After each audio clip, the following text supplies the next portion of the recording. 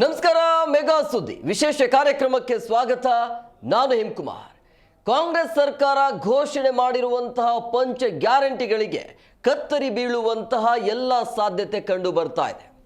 ಕಾರಣ ಅಭಿವೃದ್ಧಿ ಕೆಲಸ ಕಾರ್ಯಗಳು ಆಗ್ತಾ ಇಲ್ಲ, ಅನುದಾನದ ಕೊರತೆ ಎದ್ದು ಕಾಣ್ತಾ ಇದೆ, ಸಂಪನ್ಮೂಲ ಕ್ರೋಢೀಕರಣ ಇದೆಯಲ್ಲ ಅದು ದೊಡ್ಡ ಮಟ್ಟದಲ್ಲಿ ಸಮಸ್ಯೆ ಆಗ್ತಿದೆ ಅನ್ನುವಂಥ ಲೆಕ್ಕಾಚಾರ ರಾಜ್ಯ ಸರ್ಕಾರದಲ್ಲಿ ಇದೆ. ಜೊತೆಗೆ ಆರ್ಥಿಕ ವಲಯದಲ್ಲೂ ಕೂಡ ಕಾಡ್ತಾ ಇರುವಂಥ ಯಕ್ಷ ಪ್ರಶ್ನೆ ಇದು. ಸೊ ಹಂಗಾಗಿ ಒಂದು ವೇಳೆ ಗ್ಯಾರಂಟಿ ಬಂದಾದರೆ ಮುಂದೆ ಏನು, ಯಾಕೆ ಈ ರೀತಿಯ ಸಮಸ್ಯೆ ಆಗ್ತಾ ಇದೆ, ಅಥವಾ ಕೊಟ್ಟಿರುವಂಥ 5 ಗ್ಯಾರಂಟಿಗಳ ಪೈಕಿ ಒಂದೆರಡು ಗ್ಯಾರಂಟಿಗಳನ್ನು ಮೈನಸ್ ಮಾಡುವಂಥ ಸಾಧ್ಯತೆ ಇದೆಯಾ, ಯಾಕೆ ಈ ರೀತಿಯ ಬೆಳವಣಿಗೆ ಆಗ್ತಾ ಇದೆ, ಯಾಕೆ ಅನುದಾನದ ಕೊರತೆ ಎದ್ದು ಕಾಣ್ತಾ ಇದೆ, ಒಂದು ವೇಳೆ ಗ್ಯಾರಂಟಿ ಬಂದಾದರೆ ಪರ್ಯಾಯ ವ್ಯವಸ್ಥೆ ಏನಾದರೂ ಇದೆಯಾ, ಎಲ್ಲದರ ಬಗ್ಗೆ ಚರ್ಚೆ ಮಾಡ್ತೀವಿ. ಇದು ಇವತ್ತಿನ ವಿಶೇಷ. ಗ್ಯಾರಂಟಿಗಳಿಗೆ ಕೈ ಕತ್ತರಿ.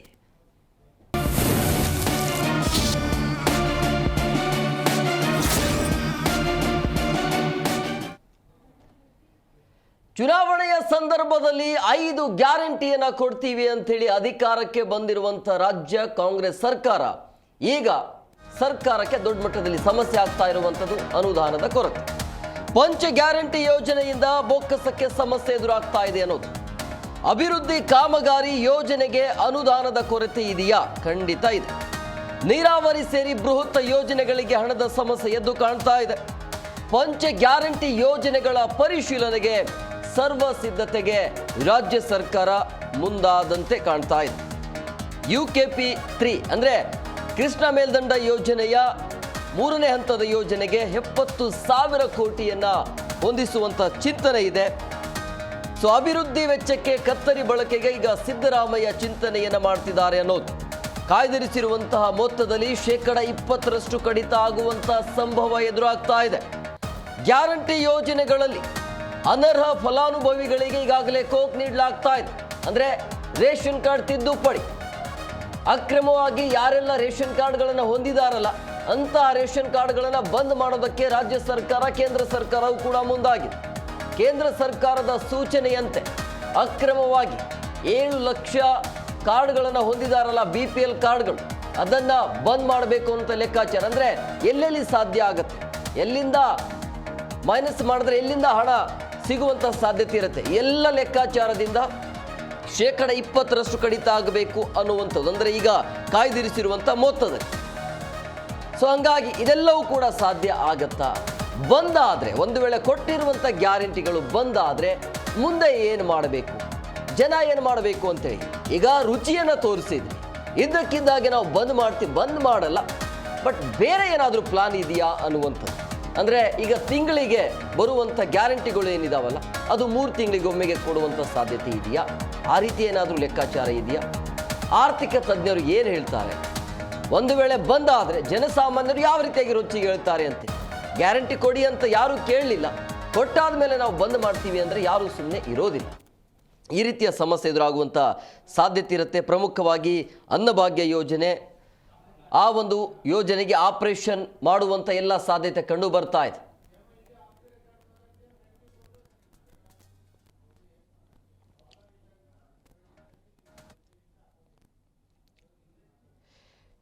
ನೋಡಿ, ವಿವಿಧ ಆಯಾಮಗಳಲ್ಲಿ ಸಂಪನ್ಮೂಲ ಸಂಗ್ರಹಕ್ಕೆ ಈಗ ಸರ್ಕಸ್ ಮಾಡ್ತಾ ಇರುವಂಥದ್ದು ರಾಜ್ಯ ಸರ್ಕಾರ. ಕಾರಣ ಏನು ಅಂತ ಹೇಳಿದ್ರೆ ಸಾಕಷ್ಟು ಅನುದಾನದ ಕೊರತೆ ಇದೆ.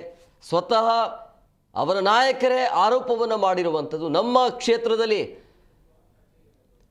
ಕ್ಷೇತ್ರದಲ್ಲಿ ಸರಿಯಾದ ರೀತಿಯಲ್ಲಿ ಅಭಿವೃದ್ಧಿ ಕೆಲಸ ಕಾರ್ಯಗಳು ಆಗ್ತಾ ಇಲ್ಲ, ನಾವು ಏನು ಮಾಡೋಣ ಅಂತೇಳಿ. ಇದನ್ನು ವಿರೋಧ ಪಕ್ಷದ ನಾಯಕರು ಮಾಡ್ತಾ ಇರುವಂಥ ಆರೋಪ ಅಲ್ಲ, ಅವ್ರದೇ ಪಕ್ಷದ ನಾಯಕರು ಮಾಡ್ತಾ ಇರುವಂಥ ಆರೋಪ.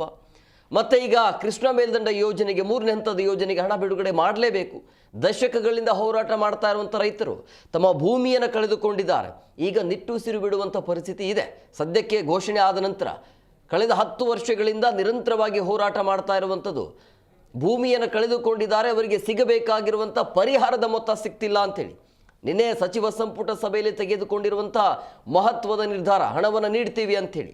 3ನೇ ಹಂತದ ಯೋಜನೆಯ ಹಣ ಬಿಡುಗಡೆ ಮಾಡ್ತೀವಿ, ಅದಕ್ಕೆ ಸಾಕಷ್ಟು 20,000 ಕೋಟಿ ಬೇಕಾಗತ್ತೆ ಹಂತ ಹಂತವಾಗಿ, ಅದೆಲ್ಲ ಸರಿದೂಗಿಸ್ಬೇಕಲ್ಲ, ಇದೆಲ್ಲವೂ ಕೂಡ ಚಾಲೆಂಜ್ ಇದೆ. ಸೊ ಹಾಗಾಗಿ ಇದನ್ನು ಯಾವ ರೀತಿಯಾಗಿ ಮಾಡ್ತಾರೆ ಅಂಥೇಳಿ ಪ್ರಸಕ್ತ ವರ್ಷದಲ್ಲಿ ಕನಿಷ್ಠ 20,000 ಕೋಟಿ ಖರ್ಚು ಆಗುತ್ತೆ ಅನ್ನುವಂಥ ಲೆಕ್ಕಾಚಾರ ಇದೆ. ಇದನ್ನೆಲ್ಲವನ್ನ ಹೇಗೆ ಸರಿ ಮಾಡ್ತಾರೆ ಅಂತ ಇದೆಲ್ಲವೂ ಕೂಡ ಮೊದಲೇ ಪ್ಲಾನ್ ಮಾಡಿಕೊಳ್ಳಿಲ್ವಾ?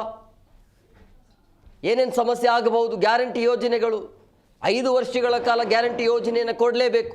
ಈಗ ಬೇರೆ ಸರ್ಕಾರ ಬಂದರೆ ಗ್ಯಾರಂಟಿಯನ್ನು ಕೊಡಲೇಬೇಕು, ಇಲ್ಲ ಅಂದರೆ ಬೇರೆ ಸರ್ಕಾರ ಅಧಿಕಾರಕ್ಕೆ ಬರೋದಿಲ್ಲ. ಈಗ ರುಚಿಯನ್ನು ತೋರಿಸಿದ್ದಾರೆ, ಅದನ್ನು ಕಂಟಿನ್ಯೂ ಮಾಡಬೇಕು ಅಂದರೆ ಹೇಳಿದ್ರೆ ಅನುದಾನದ ಕೊರತೆ, ಈ ರೀತಿಯ ಸಮಸ್ಯೆ ಆಗ್ತಾ ಇದೆ. ಇದನ್ನು ಹೇಗೆ ಸರಿ ಮಾಡ್ತಾರೆ ಅಂಥೇಳಿ ಸಂಪನ್ಮೂಲದ ಕ್ರೋಢೀಕರಣ ಆಗಬೇಕಾಗುತ್ತೆ.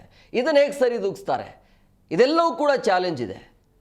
ಹಿಂದೆ ಇದೇ ಸರ್ಕಾರ ಹೇಳ್ತಾ ಇರುವಂಥದ್ದು ಭ್ರಷ್ಟಾಚಾರ ಆಗ್ತಾ ಇತ್ತು, ಅಲ್ಲಿ ಹಣ ಪೋಲಾಗ್ತಾ ಇತ್ತು, ಹಾಗಾಗಿ ಅದು ಸಮಸ್ಯೆ ಆಗ್ತಾ ಇತ್ತು. ನಾವು ಭ್ರಷ್ಟಾಚಾರವನ್ನು ಮಾಡೋದಿಲ್ಲ, ಹಾಗಾಗಿ ನಾವು ಗ್ಯಾರಂಟಿಗಳಿಗೆ ಕೊಡ್ತೀವಿ, ಅಭಿವೃದ್ಧಿ ಕೆಲಸ ಕಾರ್ಯಗಳು ಕೂಡ ಆಗತ್ತೆ ಅಂತೇಳಿ ಜನ ಏನು ಹೇಳ್ತಾರೆ. ಸೊ ಪಬ್ಲಿಕ್ ಕಾಲ್ ಕೂಡ ಇರುತ್ತೆ. ನಿಮ್ಮ ಅಭಿಪ್ರಾಯ ಏನು? ಈಗ ಈ ಸರ್ಕಾರ ಅಧಿಕಾರಕ್ಕೆ ಬಂದು 2 ವರ್ಷ ಆಯಿತು. 2 ವರ್ಷದಲ್ಲಿ ನಿಮಗೆ ತೃಪ್ತಿ ತಂದಿದೆಯಾ?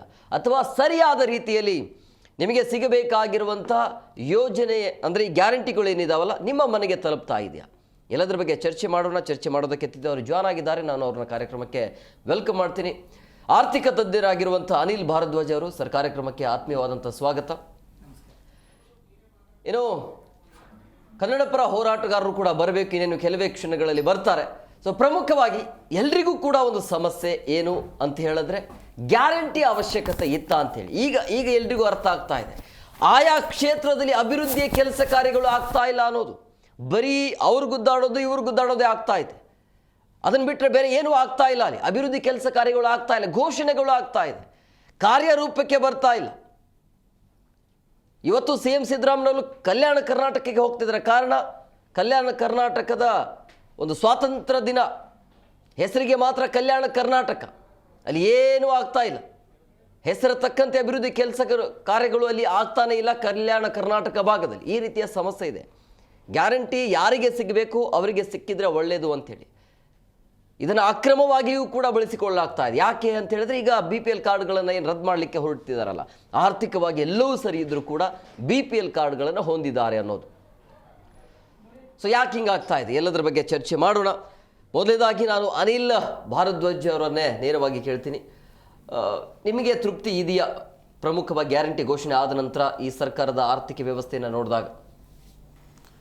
ಖಂಡಿತವಾಗ್ಲೂ ತೃಪ್ತಿ ಇಲ್ಲ.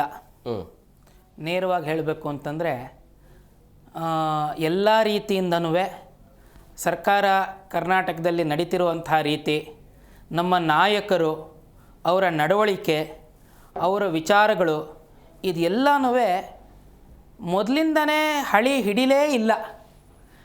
ಹಳಿ ತಪ್ಪಿದೆ ಅಲ್ಲ, ಹಳಿನೇ ಹಿಡಿಲಿಲ್ಲ. ಅದು ಹಳಿ ಹಿಡಿದಿದ್ದಿದ್ರಾದ್ರೂ ಇಲ್ಲಿವರೆಗೂ ಹಳಿನಲ್ಲಿ ನಡೀತಾ ಇತ್ತಪ್ಪ, ಆಮೇಲೆ ಹಳಿ ತಪ್ಪಿತು ಅಂತ ಹೇಳ್ಬೋದು. ಈ ಟ್ರೈನು ಹಳಿನೇ, ಸರ್ಕಾರದಂಥ ಟ್ರೈನು ಹಳಿನೇ ಹಿಡಿಲಿಲ್ಲ ಅನ್ನುವಂಥದ್ದೇ ನಮಗೆ ಅತ್ಯಂತ ಬೇಜಾರಿರುವಂಥ ಸಂಗತಿ. ಯಾತಕ್ಕೆ ಅಂತಂದರೆ ಇಡೀ ದೇಶದಲ್ಲಿ 4ನೇ ಅತಿ ದೊಡ್ಡ ಆರ್ಥಿಕತೆಯ ರಾಜ್ಯ ನಮ್ಮದು. ನಮ್ಮ ದೇಶದಲ್ಲಿ ಸಂಪನ್ಮೂಲಗಳು ಇರುವಂಥ ದೇಶ ನಮ್ಮದು. ಏನು ಸಂಪನ್ಮೂಲ ಇಲ್ಲಪ್ಪ ನಮ್ಮಲ್ಲಿ, ನಾವು ತುಂಬ ಕಷ್ಟಪಟ್ಟು ಬೇರೆ ಈ ಒಡಿಸ್ಸಾನೋ ಬಿಹಾರ ಥರನೋ ಅಥವಾ ರಾಜಸ್ಥಾನ ಥರನೋ ಮರುಭೂಮಿ, ನಮಗೆ ಇಲ್ಲಿ ಏನು ಸಿಗೋದಿಲ್ಲ ಅನ್ನೋಂಥ ರಾಜ್ಯ ಅಲ್ಲ. ತುಂಬ ಸಂಪನ್ಮೂಲಗಳು ಒಂದು ಮಟ್ಟಿಗೆ, ತುಂಬ ಅಂತ ಹೇಳದೇ ಇದ್ರೂ ಒಂದು ಮಟ್ಟಿಗೆ ನಾವು ಸಂಪನ್ಮೂಲವನ್ನು ಹೊಂದಿರುವಂಥ ವ್ಯಕ್ತಿಗಳು. ಇಲ್ಲಿ ಸರ್ಕಾರ ಮೊದಲನೇದಾಗಿ ಆ ಘೋಷಣೆಗಳನ್ನು ಘೋಷಿಸೇ ತಪ್ಪು ಮಾಡ್ತು. ಈ ಘೋಷಣೆಯನ್ನು ಮಾದರಿಯಾಗಿಟ್ಕೊಂಡು, ಈ ತಪ್ಪನ್ನು ಮಾದರಿಯಾಗಿಟ್ಕೊಂಡು ಸುಮಾರಷ್ಟು ರಾಜ್ಯಗಳಲ್ಲಿ ಬೇರೆ ಬೇರೆ ರಾಜಕೀಯ ಪಕ್ಷಗಳುವೆ, ಕೇಂದ್ರದಲ್ಲಿರುವಂಥ BJP ಆಗಿರ್ಬೋದು ಅಥವಾ ಆ ಪಕ್ಷಗಳ ಬೇರೆ ಆ ರಾಜ್ಯದ ಪ್ರಾದೇಶಿಕ ಪಕ್ಷಗಳಾಗಿರ್ಬೋದು, ಅವುಗಳು ಎಲ್ಲ ಈ ಗ್ಯಾರಂಟಿ ಸ್ಕೀಮ್ಗಳನ್ನು ಕೊಟ್ಟು ಆರ್ಥಿಕತೆಯನ್ನು ಹಳ್ಳ ಹಿಡಿಸಿದ್ದಾರೆ ಅನ್ನುವಂಥದ್ದು ನನ್ನ ಮೊದಲಿಂದನೂ ವಾದ, ಈಗಲೂ ಅದೇ ವಾದ. ಅಂದರೆ ಪ್ಲಾನ್ ಇಲ್ಲದೆ ಮಾಡಿರೋದಾ ಹೀಗೆ? 100%. ಈಗ ನೋಡಿ, ಇದು ಮೊದಲು ಈ ಲಂಚ ಗಿಂಚ ಎಲ್ಲ ಏನು, ಒಂದು ಓಟಿಗೆ 2,000 ಕೊಡ್ತೀನಿ, ಒಂದು 500 ಕೊಡ್ತೀನಿ, 1,000 ಕೊಡ್ತೀನಿ, ಹೀಗೆ ಬೆಳ್ಕೊಂಡು ಅನ್ಅಫಿಷಿಯಲ್ಲಾಗಿ ನಡೀತಾ ಇತ್ತು. ಈ ಗ್ಯಾರಂಟಿ ಸ್ಕೀಮ್ ಅನ್ನೋದು ಅಫಿಷಿಯಲ್ಲಾಗಿ ಕೊಡೋವಂಥ ಲಂಚ. ಮೊದಲು ತಮ್ಮ ಕೈಗಳಿಂದ ಕೊಡೋರು, ಸರ್ಕಾರದಿಂದ ನಂಬರ್ 2 ಆಗಿ ಅದನ್ನು ತಗೊಳ್ಳೋರು ಸರ್ಕಾರದವರು. ಆದರೆ ಇವಾಗ ಡೈರೆಕ್ಟ್ ಸರ್ಕಾರದ ಬೊಕ್ಕಸದಿಂದನೇ ಲಂಚವನ್ನು ನೇರವಾಗಿ ಮತದಾರರಿಗೆ ಕೊಡುವಂಥದ್ದು. ಈ ಥರ ಸುಮ್ಮನೆ ದುಡ್ಡುಗಳನ್ನು ಕೊಡ್ತಾ ಇದ್ದರೆ ಕೂತು ಉಣ್ಣೋನಿಗೆ ಕೊಪ್ಪರಿಗೆ ಹಣನೂ ಕಮ್ಮಿ ಅಲ್ವಾ. ಆ ಥರ ಆರ್ಥಿಕತೆಯಲ್ಲಿ ಎಷ್ಟೇ ದುಡ್ಡಿದ್ರೂ ಅದು ಹಳ್ಳ ಹಿಡಿಯುತ್ತೆ. ಮತ್ತು ಅದ್ರ ಜೊತೆಗೆ ಈ ಅಭಿವೃದ್ಧಿ ಯೋಜನೆಗಳಾಗಬೇಕಾಗತ್ತೆ. ನೋಡಿ, ಕೃಷ್ಣ ಮೇಲ್ದಂಡೆ ಯೋಜನೆ ಆ 6 ಅಡಿ ಏನು ಎತ್ತರ ಮಾಡಬೇಕು ಅನ್ನೋಂಥ ತೀರ್ಪು ಬಂದು ಸುಮಾರು 6 ರಿಂದ 7 ವರ್ಷ ಆಯಿತು ಅನ್ಸುತ್ತೆ. ನನಗೆ ಯಾವ ವರ್ಷ ಬಂತು ಅನ್ನೋದು ನೆನಪಿಲ್ಲ. ಕನಿಷ್ಠ ಪಕ್ಷ 6 ರಿಂದ 7 ವರ್ಷ ಆಗಿಲ್ವಾ ಆ ತೀರ್ಪು ಬಂದು? ಏನೊಂದು ಸೋಜಿಗವಾದಂಥ ವಿಚಾರ ಅಂದರೆ, ಕೃಷ್ಣ ಮೇಲ್ದಂಡನೆ ಯೋಜನೆ ಆಲ್ಮಟ್ಟಿ ಡ್ಯಾಮ್ ಏನಿತ್ತು, ನಾನು ಆಡಿಟ್ ಮಾಡ್ತಾ ಇದ್ದೆ. ಆಲ್ಮಟ್ಟಿ ಡ್ಯಾಮ್ಗೆ ಹೋಗಿ ಅಲ್ಲಿನ ಲೆಕ್ಕ ಪರಿಶೋಧನೆ ಆರ್ಥಿಕತೆ ಅದರದ್ದು ಆಡಿಟ್ ಮಾಡ್ತಾ ಇದ್ದೆ ನಾನು. ಸೊ ಅಲ್ಲಿಂದ ಇನ್ ಆ್ಯಂಡ್ ಅರೌಂಡ್ ಒಂದು ವಿಚಾರಕ್ಕೆ ನಮಗೆ ಗೊತ್ತಿದೆ. ಈಗ 40ರಿಂದ ಇನ್ಕ್ಲೂಡಿಂಗ್ ಅಲ್ಲಿ R&R ಬಾಗಲಕೋಟೆ R&R BTDA ಅಂತೆಲ್ಲ ಇದೆ. ಬಾಗಲಕೋಟೆ R&R ಅಂತಂದ್ರೆ ರಿಹ್ಯಾಬಿಲಿಟೇಷನ್ ಆ್ಯಂಡ್ ರಿಕನ್ಸ್ಟ್ರಕ್ಷನ್. ಈಗೇನು ಆ 6 ಅಡಿಯನ್ನು ಮೇಲ್ಗಡೆ ಎತ್ತುತ್ತಾರೆ, ಅದರಿಂದ ಯಾವ್ಯಾವ ಜಾಗಗಳು ಮುಳುಗಡೆಗೆ ಒಳಗಾಗತ್ತೆ ಅಲ್ಲಿರುವಂಥ ಜಾಗಗಳನ್ನು ಅಲ್ಲಿಂದ ಅವ್ರಿಗೆ ಪರಿಹಾರವನ್ನು ಕೊಟ್ಟು ಅವರು ಪುನರ್ವಸತಿನೂ ನಾವು ಕಲ್ಪಿಸ್ಕೊಡ್ಬೇಕಾಗತ್ತೆ. ಪುನರ್ವಸತಿ ಮತ್ತು ಪುನರ್ನಿರ್ಮಾಣ ಇದಕ್ಕೆ ದುಡ್ಡು ಬೇಕಾಗತ್ತೆ. 40 ಲಕ್ಷ 30 ಲಕ್ಷ ಇವ್ರು ಏನು ಹೇಳಿದ್ದಾರೆ, ಇದಿಷ್ಟಕ್ಕೆ ನಿಲ್ಲುವಂಥದ್ದಲ್ಲ. ಪ್ರತಿಯೊಬ್ಬರೂ ನಾನು ಹೇಳ್ತಿದ್ದೀನಲ್ಲ, 2012, 13, 14ರಲ್ಲಿ ಪ್ರತಿಯೊಬ್ಬರಿಗೂ ಈ ಪೇಮೆಂಟ್ ಹೋಗಬೇಕು ಅಂತಂದರೆ ನಮ್ಮ ಸಿಗ್ನೇಚರ್ ಇರಬೇಕಾಗಿತ್ತು, ಆಡಿಟರ್ ಸಿಗ್ನೇಚರ್ ಇರಬೇಕಾಗಿತ್ತು. ಆ ಸಿಗ್ನೇಚರ್ ನಾನು ಮಾಡ್ತಾ ಇದ್ದೆ 2012, 13, 14ರಲ್ಲಿ. ಸುಮಾರು 100ಕ್ಕೆ 70 ರಿಂದ 80 ಜನ ಕೇಸ್ ಹಾಕಿ ಅದಕ್ಕಿಂತ ಜಾಸ್ತಿ ಹಣ ತೊಗೊಂಡು ಬರೋರು. ಈಗ 40 ಲಕ್ಷ ರೂಪಾಯಿ ಇತ್ತು ಅಂತಂದರೆ ಕೇಸ್ ಹಾಕಿ ಈ ಜಾಗಕ್ಕೆ 40 ಲಕ್ಷಕ್ಕಿಂತ ಜಾಸ್ತಿ ಇದೆ ಮಾರುಕಟ್ಟೆ ಬೆಲೆ, 1 ಕೋಟಿ ರೂಪಾಯಿ ಇದೆ, 1 ಕೋಟಿ ರೂಪಾಯಿ ಉದಾಹರಣೆಗೆ ಹೇಳ್ತಾ ಇದ್ದೀನಿ, 1 ಕೋಟಿ ರೂಪಾಯಿ ಇದೆ, 1 ಕೋಟಿ ರೂಪಾಯಿ ಕೊಡಬೇಕು ಅಂತ ಕೇಸಲ್ಲಿ ಕೋರ್ಟಲ್ಲಿ ವಾದ ಮಂಡಿಸಿ ಕೋರ್ಟಲ್ಲಿ ಗೆದ್ದು ಆ 1 ಕೋಟಿ ರೂಪಾಯಿ ತಂದು ಆ 60 ಲಕ್ಷಕ್ಕೆ ಇಂಟ್ರೆಸ್ಟು ಎಲ್ಲ ಹಾಕಿ ಸುಮಾರು 1 ಕೋಟಿ 20 ಲಕ್ಷ ತನಕ ಬಂದು ನಿಲ್ಲೋದು. ಈ ಥರ ಆಯಿತು ಅಂತಂದರೆ ಎಲ್ಲಿ ದುಡ್ಡನ್ನು ಹೊಂದಿಸೋದು? ಅಂದರೆ ನಿಮ್ಮ ಪ್ರಕಾರ ಈ ಗ್ಯಾರಂಟಿ ಯೋಜನೆಗಳನ್ನ ಮುಂದುವರಿಸಬೇಕಾ ಬೇಡವಾ? ನೋಡಿ, ನಾನು ಸಾಮಾನ್ಯ ವ್ಯಕ್ತಿಯಾಗಿ ಏನಾದರೂ ಬೆನಿಫಿಟ್ ನಮಗೆ ಸಿಗತ್ತೆ ಅಂದರೆ ನಾವಿಲ್ಲ ಅಂತ ಹೇಳ್ತೀವಿ. ಅಂದರೆ ಬೇಡ ಅಂತ ಹೇಳಲ್ಲ, ಬೇಕು ಅಂತೀವಿ, ಬೆನಿಫಿಟ್ ಬೇಕು ಅಂತೀವಿ. ಆದರೆ ಆರ್ಥಿಕ ತಜ್ಞನಾಗಿ ನಾನು ನೋಡಿದ್ರೆ ಅದು ಮೊದಲು ಇಂಪ್ಲಿಮೆಂಟ್ ಮಾಡಿದ್ದೇ ತಪ್ಪು, ಇನ್ನು ಮುಂದುವರಿಸಬಾರ್ದು. ದೇಶದ ಹಿತಾಸಕ್ತಿಗೋಸ್ಕರ ಕಾಂಗ್ರೆಸ್ ಗೌರ್ಮೆಂಟ್ ಅಂದ್ರೆ ದಂಗೆ ಹೇಳುವಂತ ಸಾಧ್ಯತೆ ಇರುತ್ತೆ. ನೀವು ಆರಂಭದಲ್ಲಿ ರುಚಿ ತೋರಿಸಿ ಅದನ್ನೇ ನಾನು ಹೇಳ್ತಿರೋದು. ಸಾಮಾನ್ಯ ವ್ಯಕ್ತಿಗಳ ಇದರಲ್ಲಿ ಮಾತಾಡಬೇಕು ಅಂದ್ರೆ ಬೇಕು, ಆದರೆ ಆರ್ಥಿಕತೆ ದೃಷ್ಟಿಯಿಂದ ದೇಶವನ್ನು ಮುಂದಿಟ್ಕೊಂಡು ದೇಶ ಉದ್ಧಾರ ಆಗಬೇಕು, ದೇಶದ ಆರ್ಥಿಕತೆ ಚೆನ್ನಾಗಿರ್ಬೇಕು, ದೇಶ ಇದ್ರೆ ನಾವು ಅನ್ನುವಂಥ ಮನಸ್ಥಿತಿಯಿಂದ ನಾನು ಉತ್ತರ ಕೊಡಬೇಕು ಅಂತಂದ್ರೆ ಬೇಡ ಅಂತ. ಆದರೆ ಬೇಡ ಅಂತ ಹೇಳಿದ ತಕ್ಷಣ ನೀವು ಹೇಳಿದ ಹಾಗೆ ದಂಗೆ ಹೇಳ್ಬಹುದಾದಂಥ ಚಾನ್ಸಸ್ ಇರುತ್ತೆ. ಆದರೆ ಏನು ಕೊಡ್ತಿದ್ದಾರೆ ಈಗ ಇವ್ರು ಕೊಡ್ತಿರೋದಾದ್ರೂ ಏನು? ಕರೆಂಟ್ ಬಿಲ್ ಬರ್ತಾ ಇಲ್ಲ, ಹೆಣ್ಣುಮಕ್ಕಳಿಗೆ ಹೆಂಗಸರಿಗೆ ಬಸ್ಸಲ್ಲಿ ಫ್ರೀ ಇದೆ. ಎರಡೇ ಮುಖ್ಯವಾಗಿ ನಡೀತಿರೋದು. ಈ 5 ಗ್ಯಾರಂಟಿ ಸ್ಕೀಮ್ ಏನೇನು ಅವ್ರು ಹೇಳಿದ್ರು ಅದು 5ರಲ್ಲೂ ಎರಡೇ ಕರೆಕ್ಟಾಗಿ ನಡೀತಿರೋದು. ಯಾವುದು? ಒಂದು 200 ಯೂನಿಟ್ಗಿಂತ ಕಮ್ಮಿ ಇರುವಂತಹ ಬಿಲ್ಗಳು ಬರ್ತಾ ಇಲ್ಲ. ಶಕ್ತಿ ಯೋಜನೆ. ಶಕ್ತಿ ಯೋಜನೆಗೆ ಎಲ್ಲಿ ಕ್ರೆಡಿಟ್ ಆಗ್ತಾ ಇದೆ ಕರೆಕ್ಟಾಗಿ? ಪ್ರತಿ ತಿಂಗಳು ಆಗ್ತಾ ಇದೆ ಕರೆಕ್ಟಾಗಿ ಕ್ರೆಡಿಟು? ಇಲ್ಲ.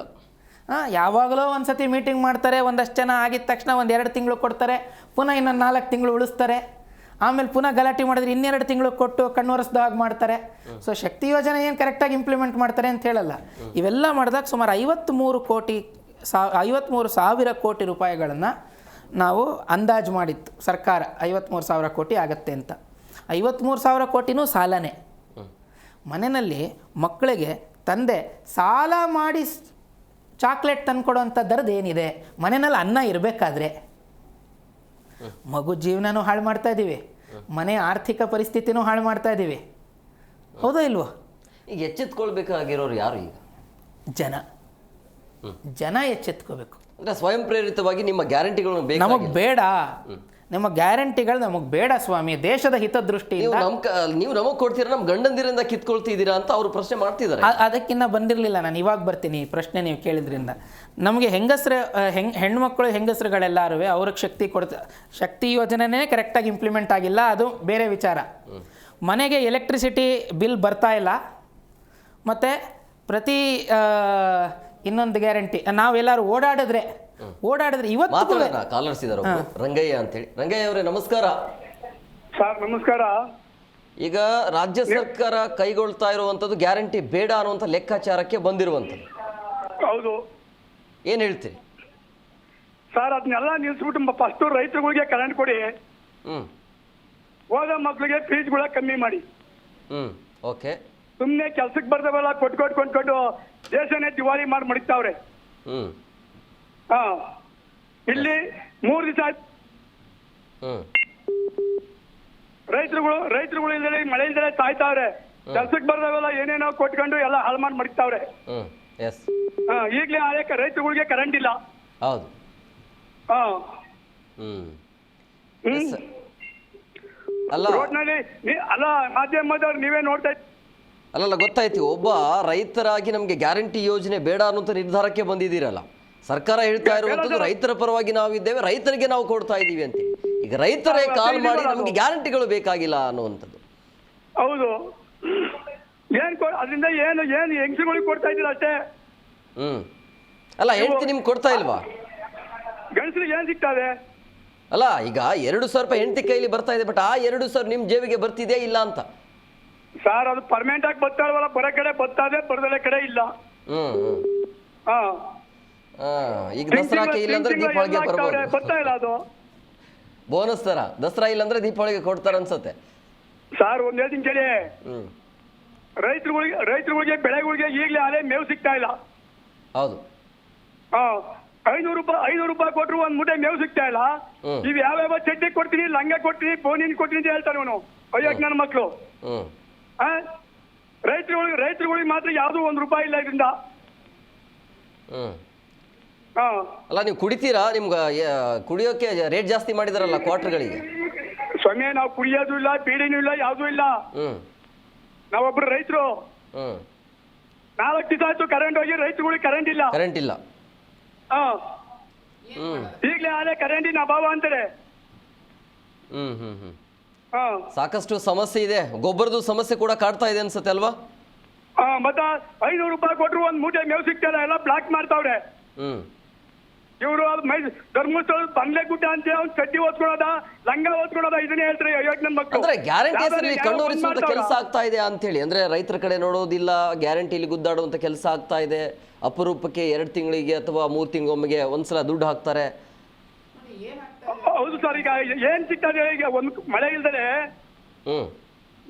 ಇಲ್ದರೆ ರೈತರುಗಳು ಬೆಳೆ ಎಲ್ಲ ಒಣಗಿ ಕರೆಂಟ್ 4 ದಿವಸ ಆಯ್ತು ಹೋಗಿ ಮೇವು ಸಿಗಲ್ಲ. ಅಂದ್ರೆ ಮಳೆ ಬರ್ತಿದ್ಯಾ ಹೇಗೆ? ಮಳೆಯಿಂದ ಸಮಸ್ಯೆನಾ ಅಥವಾ ಹೇಗೆ? ಇಲ್ಲ ಸರ್, ಮಳೆ ಇಲ್ಲ. ಮಳೆ ಇಲ್ಲಿ ಕಡೆಗೆ ಮಳೆನೂ ಇಲ್ಲ, ನ್ಯಾಯವಾಗಿ ಕರೆಂಟ್ ಇಲ್ಲ. ಅಕಸ್ಮಾತ್ ಎಲ್ಲ ಸುಮಾರು ಒಂದ್ ದೋಣಿ ಅದ, ಮಳೆ ಬಿದ್ರೆ ಒಂದ್ ಮೂಟೆ ಮೇವಿಲ್ಲ. ಈಗ ಆಯ್ತು. ಈಗ ಈ ರೈತರಿಗಾಗಿ ನಿಮ್ಮ ಪ್ರಕಾರ ಏನು ಮಾಡಬೇಕು? ಸರಿಯಾದ ರೀತಿಯಲ್ಲಿ ಕರೆಂಟ್ ಕೊಡ್ತಾ ಇಲ್ಲ, ಸರಿಯಾದ ರೀತಿ ಕರೆಂಟ್ ಕೊಡ್ತಾ ಇಲ್ಲ, ದುಡ್ಡು ಕೊಟ್ಟರು ಮೇವು ಸಿಗ್ತಾ ಇಲ್ಲ. ಕೇಳಿ ನ್ಯಾಯವಾಗಿ ಕರೆಂಟ್ ಇಲ್ಲ, ಮಾಧ್ಯಮದಲ್ಲಿ ಮಾತಾಡ್ತಾರೆ ನೋಡಿ. ಹಂಗೆ ಫ್ರೀ ಕೊಟ್ಬಿಟ್ಟು ಈ ರೈತರಿಗೆ ಮಾಡುವಂಥ ಮೋಸ ಇದು. Okay, thank you. ಹೇಳ್ತಾ ಇದ್ರು ಒಬ್ಬ ರೈತರಾಗಿಯೇ ಕಾಲ್ ಮಾಡಿ, ನನಗೆ ಗ್ಯಾರಂಟಿ ಬೇಕಾಗಿಲ್ಲ, ನನಗೆ ಬೇಕಾಗಿರೋದೇನು ಗೊಬ್ಬರ ಇಲ್ಲ, ಜಾನುವಾರುಗಳಿಗೆ ಮೇವು ಇಲ್ಲ, ಕರೆಂಟ್ ಇಲ್ಲ. ಕರೆಂಟೇ ಇಲ್ಲ ಅಲ್ಲಿ. ಪಂಪ್ ಸೆಟ್ ಏನು ಮಾಡಬೇಕು ಅಂತ ನಾನು ಹೇಳ್ತೀನಿ ಅಂತಂದ್ರೆ, ನನ್ನ ಮಾತು ಯಾರು ಕೇಳ್ತಾರೋ ಕೇಳಲ್ವೋ ಅದು ಗೊತ್ತಿಲ್ಲ. ನಾವು ಅಭಿಪ್ರಾಯವನ್ನಂತಾದರೂ ಹಂಚ್ಕೋಬಹುದು. ಗ್ಯಾರಂಟಿಗಳನ್ನು ಇಮಿಡಿಯೇಟಾಗಿ ಸ್ಟಾಪ್ ಮಾಡಬೇಕಾಗತ್ತೆ. ಗ್ಯಾರಂಟಿಗಳನ್ನು ಸ್ಟಾಪ್ ಮಾಡಿದ್ರೆ ಜನಗಳು ಹೇಳ್ತಾರೋ ಇಲ್ವೋ, ಪ್ರತಿಪಕ್ಷಗಳು ಹೇಳುತ್ತವೆ. ಏನಿವೆ ನಮ್ಮ ರಾಜ್ಯದಲ್ಲಿ ಪ್ರತಿಪಕ್ಷನೂ ಯಾವುದೇ ರೀತಿಯಾದಂಥ ಸಕಾರಾತ್ಮಕವಾದಂಥ ಕೆಲಸ ಮಾಡ್ತಾ ಇಲ್ಲ. ಆಡಳಿತ ಪಕ್ಷ ಅಂತವೇ ಹಳ್ಳ ಹಿಡಿದೋಗ್ಬಿಟ್ಟಿದೆ. ಯಥಾ ರಾಜ ತಥಾ ಸಿಬ್ಬಂದಿ. ರಾಜನೇ ಸರಿಗಿಲ್ಲದೆ ಇದ್ದಾಗ ಸರ್ಕಾರಿ ಸಿಬ್ಬಂದಿಗಳು ಯಾರೂ ಸರಿ ಕೆಲಸ ಮಾಡ್ತಾ ಇಲ್ಲ. ಅವ್ರು ಆಡಿದ್ದೇ ಆಟ, ಅವ್ರು ಮಾಡಿದ್ದೇ ರೂಲ್ಸು, ನಡೆದಿದ್ದೇ ದಾರಿ, ಇದೇ ಆಗಿದೆ ನೋಡಿ. ಗೊಬ್ಬರಗಳನ್ನು ಬ್ಲ್ಯಾಕಲ್ಲಿ ಮಾರ್ಕೋತಾ ಇದ್ದಾರೆ ಅಂತ ಹೇಳ್ತಾ ಇದ್ದಾರೆ. ಆಡಳಿತ ವ್ಯವಸ್ಥೆ ಕರೆಕ್ಟಾಗಿತ್ತು ಅಂತಂದರೆ ಈ ಥರ ಆಗಕ್ಕೆ ಸಾಧ್ಯ ಇದೆಯಾ ಅಂತಂದರೆ, ಗೊಬ್ಬರದ ಕೊರತೆ ಇಲ್ಲ, ಗೊಬ್ಬರವನ್ನು ಮಾರಾಟ ಮಾಡುವಂಥ ಸರಿಯಾದ ವ್ಯವಸ್ಥೆ ಇಲ್ಲ.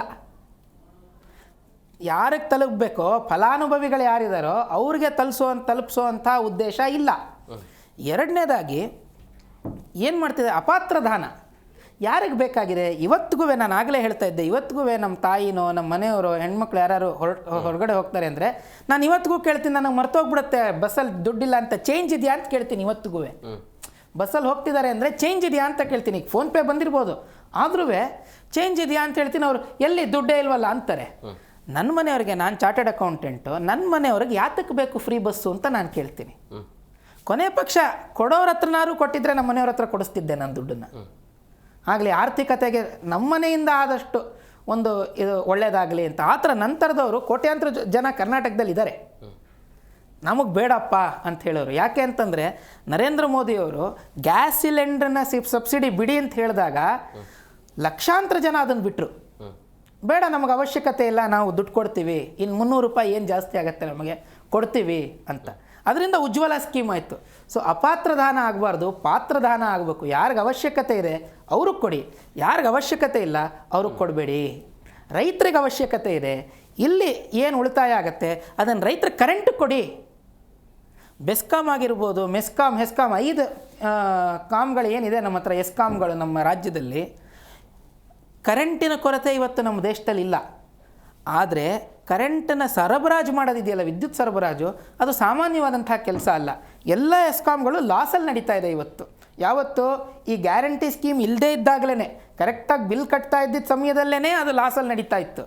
ಇನ್ನು ಈ ಫ್ರೀಗಳನ್ನು ಕೊಟ್ಟು ಅದರಿಂದನೂ ಸರ್ಕಾರದ ಖಜಾನೆಗೆ ಬರೆ ಹೇಳಿದ್ರೆ ಸರ್ಕಾರದ ಸಾಮ್ಯದ ಕಂಪನಿಗಳು ಕೆಲಸವಾದರೂ ಹೇಗೆ ಮಾಡುತ್ತೆ, ಹೇಗೆ ಅದು ಮುಂದುವರಿಯುತ್ತೆ, ಎಷ್ಟು ವರ್ಷಗಳಿರುತ್ತೆ? ಅಲ್ಲ, ಸಮಸ್ಯೆ ಬರೋದಕ್ಕೆ ಕಾರಣ ಏನು ಅಂದ್ರೆ ದೊಡ್ಡವರ ಬಿಲ್ಲೇ ಕಟ್ಟೋದಿಲ್ಲಲ್ಲ. ಸರ್ಕಾರಿ ಕಚೇರಿಗಳು ಎಷ್ಟು ಪೆಂಡಿಂಗ್ ಇದಾವೆ? ಕಟ್ಟಲ್ಲ. ಕೋಟ್ಯಾಂತರ ರೂಪಾಯಿ ಪೆಂಡಿಂಗ್ ಇದಾವೆ, ಹೇಳೋರಿಲ್ಲ ಕೇಳೋರಿಲ್ಲ. ಸರ್ಕಾರಿ ಕಚೇರಿಗಳೇ ಕಟ್ಟಲಿಲ್ಲ ಅಂತಂದ್ರೆ ಒಲೆ ಹತ್ತಿ ಉರಿದೊಡೆ ನಿಲ್ಲಬಹುದಲ್ಲದೆ ಧರೆ ಹತ್ತಿ ಉರಿದೊಡೆ ನಿಲ್ಲಬಹುದೇ? ಏರಿ ನೀರುಂಬೊಡೆ ಬೇಲಿತಾನೆ ಮೇದೊಡೆ ನಾರಿ ತನ್ನ ಮನೆಯಲ್ಲೇ ಕಳುವಡೆ ತಾಯಿಯ ಮೊಲೆ ಹಾಲು ನಂಜಾಗಿ ಕೊಲುವಡೆ ಇನ್ಯಾರಿಗೆ ಕೂಗಲಿ ತಂದೆ. ಸರ್ಕಾರನೇ ಈ ಥರ ಕಟ್ಟದೇ ಇದ್ರೆ ಇನ್ಯಾರನ್ನು ಕೇಳೋಣ ಸ್ವಾಮಿ? ಸರ್ಕಾರ ಕರೆಕ್ಟ್ ಆಗಬೇಕು ಮೊದಲು. ಈಗ ಪಕ್ಷಗಳ ಬಗ್ಗೆ ನಾನು ಜಾಸ್ತಿ ಮಾತಾಡಲ್ಲ, ಆದರೆ ಸರ್ಕಾರ ಏನಿದೆ ಅದು ಒಂದು ಅಂತರ್ ವೀಕ್ಷಣೆ ಮಾಡಿಕೊಂಡು ಏನಕ್ಕೆ ಹೇಗೆ ನಾವು ಮಾಡಿದ್ರೆ ಸರಿ ಹೋಗುತ್ತೆ ಅನ್ನೋದ್ರ. ಈಗ ಸರ್ಕಾರ ಒಂದು ಸಮರ್ಥನೆ ಮಾಡ್ಕೊಳ್ತಾ ಇರೋದು ಏನು ಅಂದರೆ, ಈ ಗ್ಯಾರಂಟಿ ಯೋಜನೆಗಳಿಂದಾಗಿ ಅಂದರೆ ಶಕ್ತಿ ಯೋಜನೆಗಳಿಂದಾಗಿ ಮಹಿಳೆಯರು ಹೊರಗಡೆ ಬಂದು ತಮ್ಮ ಕೆಲಸದಲ್ಲಿ ತೊಡಗಿಸಿಕೊಳ್ತಾ ಇದ್ದಾರೆ, ಆರ್ಥಿಕವಾಗಿ ಸರಿ ಹೊಂದಿದ್ದಾರೆ ಅಂತ ಸರ್ಕಾರ ಅದನ್ನು ಡಿಫೆಂಡ್ ಮಾಡಿಕೊಳ್ತಾ ಇದೆ. ಇದ್ರ ಬಗ್ಗೆ ನಿಮ್ಮ ಅಭಿಪ್ರಾಯ? ಅದು ಮಹಿಳಾ ಉದ್ಯೋಗಿಗಳ ಸಂಖ್ಯೆ ಜಾಸ್ತಿ ಆಗ್ತಿದೆ ಅಂತ. ಅದು ಏನು ನೇರವಾಗಿ ನಾವು ಅದಕ್ಕೆ ಸಂಬಂಧ ಕಟ್ಟೋದಕ್ಕಾಗೋದಿಲ್ಲ. ಇವರು ಬರೀ ಬಸ್ಸನ್ನು ಫ್ರೀ ಮಾಡಿದ್ರು ಅಂತ ಮಾತ್ರಕ್ಕೆ ಹೆಣ್ಮಕ್ಳುಗಳು ಮನೆಯಿಂದ ಹೊರಗಡೆ ಬಂದ್ಬಿಡಲ್ಲ. ಅವೆಲ್ಲ ಒಂದು 2-3 ತಿಂಗಳ ಟ್ರೆಂಡ್ ಅಷ್ಟೇ. ಫ್ರೀ ಬಿಟ್ಟಿದ ತಕ್ಷಣ 2-3 ತಿಂಗಳ ಟ್ರೆಂಡ್, ಎಲ್ಲ ಕಡೆ ಹೋಗಿ ಬಂದ್ಬಿಡೋಣ, ಎಲ್ಲ ಕಡೆ ಓಡಾಡ್ಕೊಂಡು ಬಂದ್ಬಿಡೋಣ ಅನ್ನುವಂಥದ್ದು. ಹೆಣ್ಮಕ್ಳಿಗೆ ಮಾಡೋಕ್ಕೆ ಬೇರೆ ಕೆಲಸ ಇಲ್ವೇ? ಹೆಣ್ಮಕ್ಳಿಗೆ ಜವಾಬ್ದಾರಿ ಇಲ್ವೇ? ಬರೀ ಒಂದು ಇಡೀ ತಿಂಗಳಿಗೆ ಅನುಕೂಲನೂ ಇದೆ, ಅನಾನುಕೂಲನೂ ಇದೆ. ಅನಾನುಕೂಲವಾಗಿ ಮಾತ್ರ ಒಬ್ಬರು ಕಾಲರ್ ಇದ್ದಾರೆ. ಹಲೋ ಯುವರಾಜ್ ಅವರೇ, ನಮಸ್ಕಾರ. ಹಲೋ,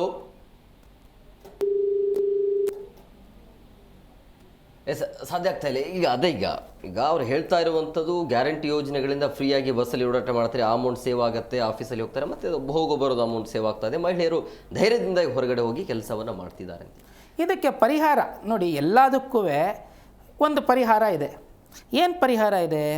ಮಿನಿಮಮ್ ವೇಜಸ್ ಅನ್ನೋ ಅಂಥ ಒಂದು ಆ್ಯಕ್ಟ್ ಇದೆ, ಮಿನಿಮಮ್ ವೇಜಸ್ ಆ್ಯಕ್ಟ್ ಅಂತ. ಮಿನಿಮಮ್ ವೇಜಸ್ ಆ್ಯಕ್ಟನ್ನು ಸ್ವಲ್ಪ ಇನ್ಕ್ರೀಸ್ ಮಾಡಿ. ಓಕೆ, 11,000. ಕಾಲರ್ಸ್ ರಾಜ್ಕುಮಾರ್ ಅವರ ನಮಸ್ಕಾರ ಸರ್. ನಮಸ್ತೆ ಸರ್, ದಾವಣಗೆರೆಯಿಂದ ಸರ್, ರಾಜ್ಕುಮಾರ್ ಅಂತೇಳಿ.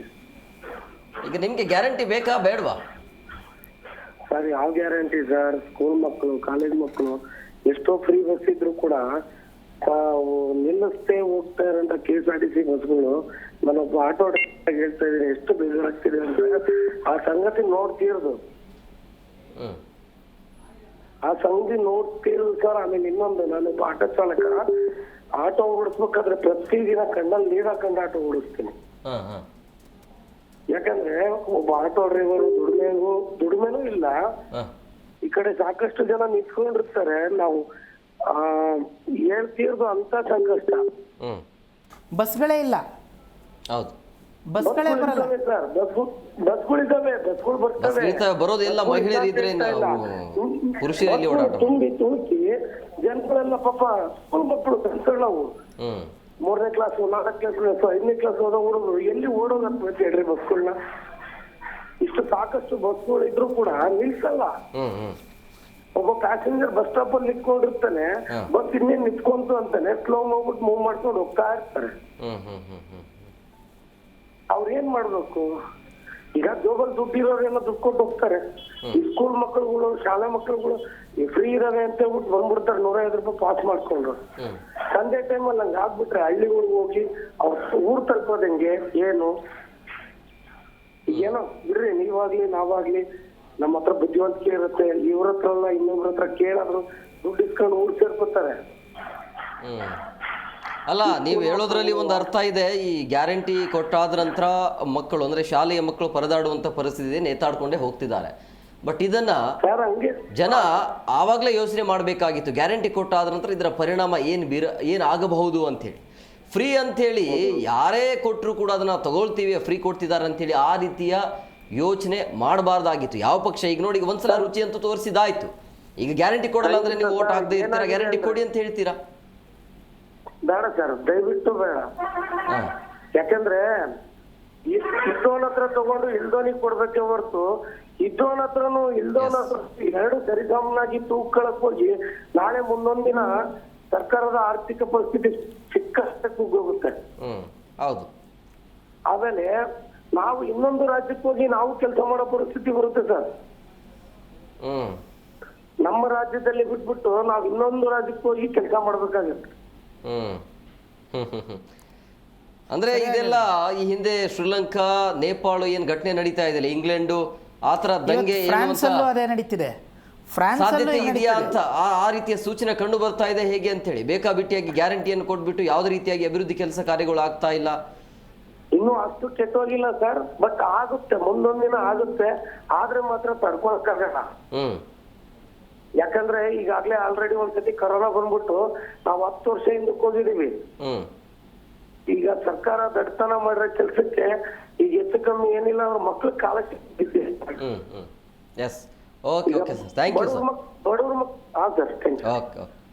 ಎಸ್. ಈಗ ಈ ಗ್ಯಾರಂಟಿ ಯೋಜನೆಯಿಂದ ಮಕ್ಕಳು ಸಾಕಷ್ಟು ಪರದಾಡುವಂಥ ಪರಿಸ್ಥಿತಿ. ಶಾಲಾ ಕಾಲೇಜುಗಳ ಮಕ್ಕಳು ಹೋಗಬೇಕು ಅಂತ ಹೇಳಿದ್ರೆ ಆ ಬಸ್ಸಲ್ಲಿ ಮಹಿಳೆಯರು ಇರ್ತಾರೆ, ನೇತಾಡ್ಕೊಂಡು ಹೋಗುವಂಥ ಪರಿಸ್ಥಿತಿ ಇದೆ. ಈ ಗ್ಯಾರಂಟಿ ಶಕ್ತಿ ಯೋಜನೆ ಬಂದಾಗಿಂದ ಇರುವಂಥ ಬಸ್ಗಳನ್ನು ಕಡಿತ ಮಾಡಿದ. ನೀವು ಹೇಳಿದಂಗೆ ಬಸ್ ಸಾಕಷ್ಟು ಸಮಸ್ಯೆ ಇದೆ, ಅದರ ಕಡೆ ಯಾಕೆ ಗಮನ ಕೊಡ್ತಾರೆ? ಅದು ಜನ ಅರ್ಥ ಮಾಡ್ಕೊಳ್ಬೇಕು ಅಂತ ಹೇಳ್ತಾ ಇರೋದು ನಾವು. ಫ್ರೀ ಬಸ್ ಅಂತಲ್ಲ ಅದು. ನೀವು ಮೊದಲು ಎಲ್ಲ ಟೈಮ್ ಟು ಟೈಮ್ ಬಸ್ ಬರ್ತಾ ಇತ್ತು, ಆ ಟೈಮಿಗೆ ಬಸ್ಸೇ ಬರೋದಿಲ್ಲ. ಈಗ 3 ಬಸ್ ಬರೋ ಜಾಗದಲ್ಲಿ ಒಂದೇ ಬಸ್ ಬರುತ್ತೆ. ಅಲ್ಲ, ಇಡೀ ದೇಶದಲ್ಲಿ KSRTC, ನಮ್ಮ ಕರ್ನಾಟಕ KSRTC ಏನಿದೆ ಅದು ಮೊದಲನೇ ಸ್ಥಾನದಲ್ಲಿ ನಿಂತ್ಕೋತಾ ಇತ್ತು. ಸರ್ವೀಸಲ್ಲಾಗಿರ್ಬೋದು, ಬಸ್ಗಳಾಗಿರ್ಬೋದು, ಅದರ ಸಮಯ ಆಗಿರ್ಬೋದು, ಮತ್ತು ಅದು ಕೊಡ್ತಾ ಇರೋವಂಥ ಸರ್ವೀಸು ರೇಟ್ಗಳು ಎಲ್ಲನೂ ಇಡೀ ದೇಶಕ್ಕೆ ಮಾದರಿಯಾಗಿತ್ತು. ಇವತ್ತು ಅದುವೇ ತೊಂದರೆಗೆ ಈಡಾಗಿದೆ ಈ ಸರ್ಕಾರದ ವಿಚಾರದಿಂದ. ಸೊ ಜನಕ್ಕೆ ಸಮಗ್ರವಾಗಿ ಈ ಗ್ಯಾರಂಟಿಗಳಿಂದ ಆಗುವಂತಹ ತೊಂದರೆಗಳು ಸುಮಾರಷ್ಟು ಜನಕ್ಕೆ ಅರ್ಥ ಆಗಿದೆ. ಇವಾಗ ಏನಾದರೂ ದಂಗೆ ಆಗತ್ತೆ ಅಂತಂದರೆ ಅದು ಪುನಃ ನನ್ನ ಪ್ರಕಾರ ರಾಜಕೀಯ ಪ್ರೇರಿತವಾಗಿ ದಂಗೆ ಆಗಬೇಕೇ ಹೊರತುವೆ ಸಾಮಾನ್ಯ ಜನರು ತಮ್ಮ ಕೆಲಸ ಬಿಟ್ಟು ದಂಗೆ ಹೇಳ್ತಾರೆ ಅಂತ ನನಗೇನು ಅನಿಸೋಲ್ಲ. ಅವ್ರು ಇಮಿಡಿಯೇಟಾಗಿ ಈಗ ಮುಂದಿನ ಸರ್ಕಾರ ಬರೋದಕ್ಕಿಂತ ಮುಂಚೆ ಈಗ ಎನಿವೆ ಇವ್ರದ್ದು 135 ಇದಿದೆ, ಮುಂದಿನ ಎಲೆಕ್ಷನ್ ಬರೋದ್ರೊಳಗಡೆಕ್ಕೆ ಇನ್ನೂ 3 ವರ್ಷ, ಇನ್ನೂ 2.5-3 ವರ್ಷ ಟೈಮ್ ಇದೆ. ಈಗಲೇ ಗ್ಯಾರಂಟಿ ಸ್ಕೀಮನ್ನು ತೆಗೆದು 3 ವರ್ಷ ಗ್ಯಾರಂಟಿ ಸ್ಕೀಮ್ ಇಲ್ಲದೆ ಸರಿಯಾಗಿ ಏನು ಈ ಸಿದ್ದರಾಮಯ್ಯನವ್ರಿಗೆ ಭಾಳ ದೊಡ್ಡ ಆರ್ಥಿಕ ತಜ್ಞ ಅಂತ ಸುಳ್ಳಾಗಿ ಹೇಳ್ತಾರೆ ಅದನ್ನೆಲ್ಲನೂ ತೆಗೆದು ಅವರೇನಾದರೂ ಒಂದು ಸ್ವಲ್ಪ ತಲೆ ಉಪಯೋಗಿಸಿ ಏನಾದರೂ ಒಂದು ಒಳ್ಳೆಯ ಕೆಲಸ ಒಂದು 2-3 ವರ್ಷದಲ್ಲಿ ಮಾಡಿದ್ರು ಅಂತಂದಾದರೆ ನಮ್ಮ ರಾಜ್ಯ ಒಂದು ಸ್ವಲ್ಪ ಉಳಿಯುತ್ತೆ. ಇಲ್ಲಾಂದರೆ ಇವತ್ತು ತೆಲಂಗಾಣದಲ್ಲಿ ಏನು ಪರಿಸ್ಥಿತಿ ಇದೆ, ತೆಲಂಗಾಣದ ಆರ್ಥಿಕತೆ ಆಗಲೇ ಹಳ್ಳ ಹಿಡಿದು ಹೋಗ್ಬಿಟ್ಟಿದೆ, ಅಲ್ಲಿನ ಖಜಾನೆ ಖಾಲಿ ಆಗಿದೆ.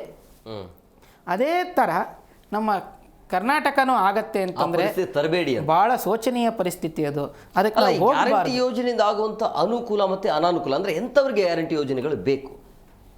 ಈಗ ನೋಡಿ, ಗ್ಯಾರಂಟಿ ಯೋಜನೆ ಎಂಥವ್ರಿಗೆ ಬೇಕು ಅನ್ನೋಕ್ಕಿಂತ ಹೇಗಿರಬೇಕು ಅನ್ನೋಂಥದ್ದನ್ನು ಹೇಳ್ಬೋದು. ಈಗ BPL ಕಾರ್ಡ್ ಮಾಡಿದ್ದಾರೆ, ಅದು ಎಂಥವ್ರಿಗೆ ಅನ್ನೋದಕ್ಕೆ ಉತ್ತರ ಕೊಡುತ್ತೆ. ಯಾರು ಬಿಲೋ ಪಾವರ್ಟಿ ಲೈನ್ ಇದ್ದಾರೆ ಅಂಥವ್ರಿಗೆ ಸ್ವಲ್ಪ ಶಕ್ತಿ, ಆರ್ಥಿಕವಾದಂಥ ಶಕ್ತಿ, ಆರ್ಥಿಕವಾದಂಥ ಒಂದು ಸದೃಢತೆಗೋಸ್ಕರ ನಾವು ಒಂದು ಬೆನ್ನೆಲುಬಾಗಿ ನಿಲ್ಲಬೇಕಾಗತ್ತೆ.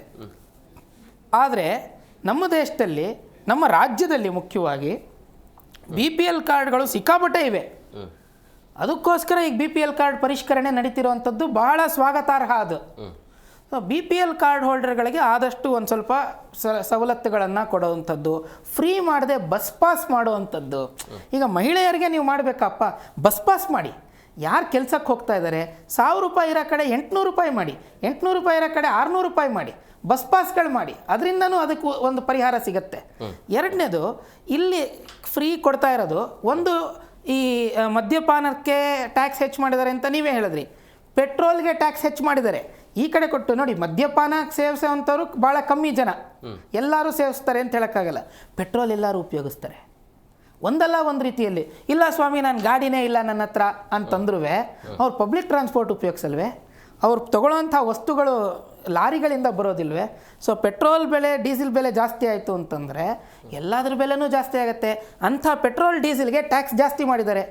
ಮೂರನೇದು, ರಿಜಿಸ್ಟ್ರೇಷನ್ ಕಾಸ್ಟು ಈ ಒಂದು ತಿಂಗಳಲ್ಲಿ 1% ಇದ್ದಿದ್ದನ್ನು 2% ಹಾಕಿ ಬರೀ ಎಳೆದಿದ್ದಾರೆ. ಈಗ ಯಾರಾದರೂ ಮನೆ ಕೊಂಡ್ಕೋಬೇಕು, ಬಡವರೇನೆ ಮನೆ ಕೊಂಡ್ಕೋಬೇಕು ಅಥವಾ ಮತ್ತೊಂದು ಮಾಡಬೇಕು ಅಂತಂದರೆ, ಸೈಟ್ ಕೊಂಡ್ಕೋಬೇಕು ಅಂತಂದರೆ, ಮೊದಲು ಮಾಡಬೇಕಾಗಿದ್ದಕ್ಕಿಂತ 1% ಜಾಸ್ತಿ ಮೊತ್ತವನ್ನು ಕಟ್ಟಬೇಕು. ಸುಮಾರು 10 ಲಕ್ಷ ರೂಪಾಯಿ. ನಾನೊಂದು ಉದಾಹರಣೆ ಕೊಟ್ಬಿಡ್ತೀನಿ. 10 ಲಕ್ಷ ರೂಪಾಯಿನ ಒಂದು ಸೈಟ್ ಇವತ್ತು ಕರ್ನಾಟಕದಲ್ಲಿ ಒಂದು 30-40 ಸೈಟ್ ತೊಗೋಬೇಕು ಅಂದರೆ 10 ಲಕ್ಷ ರೂಪಾಯಿ ಮಿನಿಮಮ್ ಬೇಕು.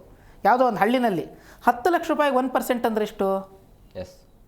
10,000 ರೂಪಾಯಿ. ಅಂದರೆ ಒಂದು ಇದು ಜಾಗ ತೊಗೊಳಕ್ಕೆ 10,000 ರೂಪಾಯಿ ಜಾಸ್ತಿ ಮಾಡಿದ್ರು. ಇವ್ರು ಕರೆಂಟಲ್ಲಿ ಉಳಿಸ್ತಾ ಇರೋದೆಷ್ಟು? 2,000-3,000 ರೂಪಾಯಿ ವರ್ಷಕ್ಕೆ. ಹೆಚ್ಚಿಗೆ ತಗೋತಿರೋದೆಷ್ಟು? 10,000 ರೂಪಾಯಿ. ಗ್ಯಾರಂಟಿ ಸ್ಕೀಮ್ ಎಲ್ಲ ಆಯಿತು. ಅರ್ಥ ಮಾಡ್ಕೊಳ್ಬೇಕು ಅಷ್ಟೇ.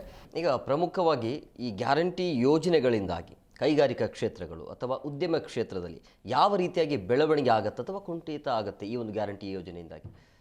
ನೋಡಿ, ನೇರವಾಗಿ ಗ್ಯಾರಂಟಿ ಯೋಜನೆಗೂ ಮತ್ತು ಇಂಡಸ್ಟ್ರಿಗಳಿಗೂ ಕೈಗಾರಿಕೆಗೂ ನೇರ ಸಂಬಂಧ ಇಲ್ಲ. ಯಾತಕ್ಕೆ ಅಂತಂದರೆ, ಗ್ಯಾರಂಟಿಗಳು ಗ್ಯಾರಂಟಿಗಳಾಗ್ತಿರುತ್ತೆ. ನೀವು ಹೇಳಿದಾಗೆ ಹೆಣ್ಮಕ್ಳುಗಳು ಬೇಕಾದ್ರೆ ಹೆಚ್ಚಿನ ಜನ ಬರಬಹುದು. ಆದರೆ ಈ ಗ್ಯಾರಂಟಿ ಸ್ಕೀಮಿಂದ ಅಭಿವೃದ್ಧಿ ಕಮ್ಮಿ ಆಗುತ್ತೆ. ಅಭಿವೃದ್ಧಿ ಕಮ್ಮಿ ಆಯಿತು ಅಂತಂದರೆ ಕೈಗಾರಿಕಾ ಕ್ಷೇತ್ರಕ್ಕೆ ನೇರವಾಗಿ ಹೊಣೆ ಬೀಳುತ್ತೆ. ಹೇಗೆ?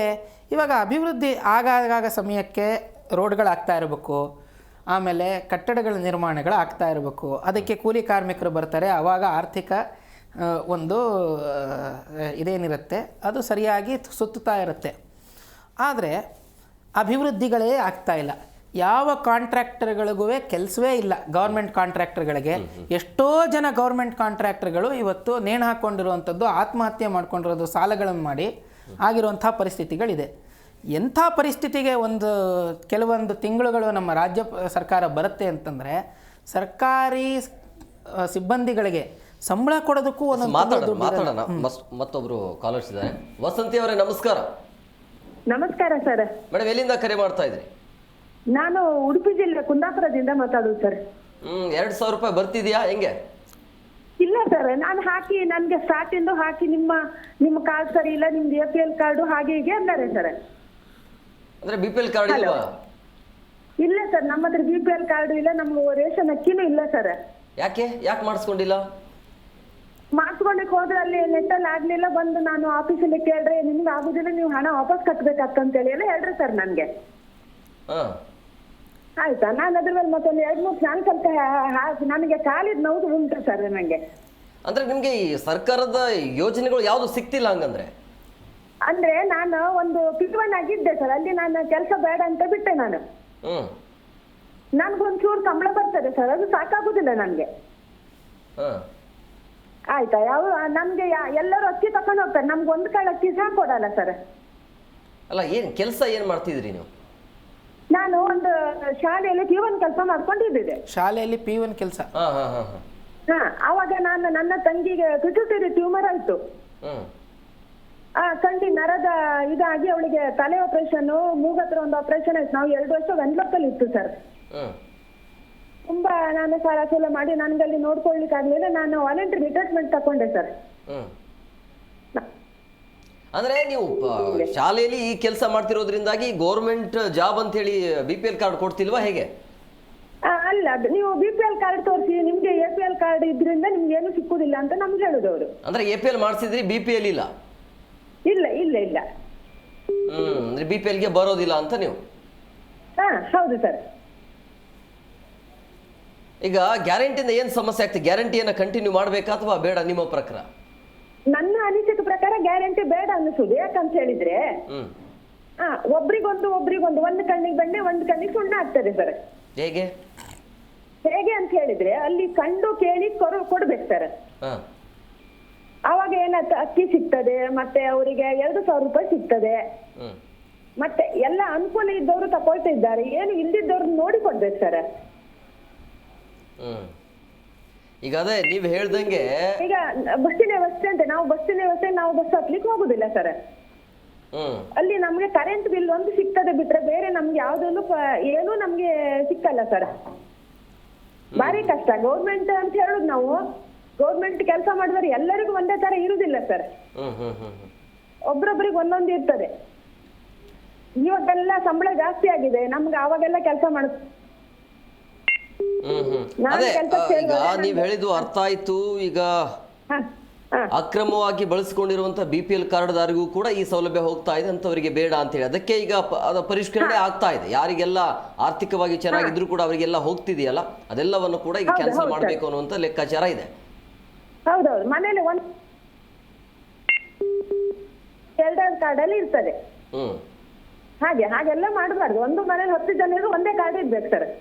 ಅಂದ್ರೆ ನೀವು ಹೇಳ್ತಾರೆ ಅಕ್ರಮವಾಗಿ ಸಾಕಷ್ಟು ಕಾರ್ಡ್ಗಳನ್ನ ಮಾಡಿಕೊಂಡಿದ್ದಾರೆ ಅಂತ. ಹೌದೌದು. ಅದೆಲ್ಲ ಆಗತ್ತೆ, ಇನ್ಮೇಲೆ ಅದು ಪ್ರೊಸೆಸ್ ಆಗತ್ತೆ, ಬಟ್ ಅದು ಪಾರದರ್ಶಕವಾಗಿ ಆಗತ್ತೆ ಇಲ್ಲ ಅನ್ನುವಂತ ಪ್ರಶ್ನೆ ಈಗ. ಹೌದೌದು. ಈಗ ನಾವು ಮನೆ ನಮ್ದು ಪುರಸಭೆ ಏರಿಯಾದಲ್ಲಿ ನಾವು ಟ್ಯಾಕ್ಸ್ ಕಟ್ಟಲೇಬೇಕು.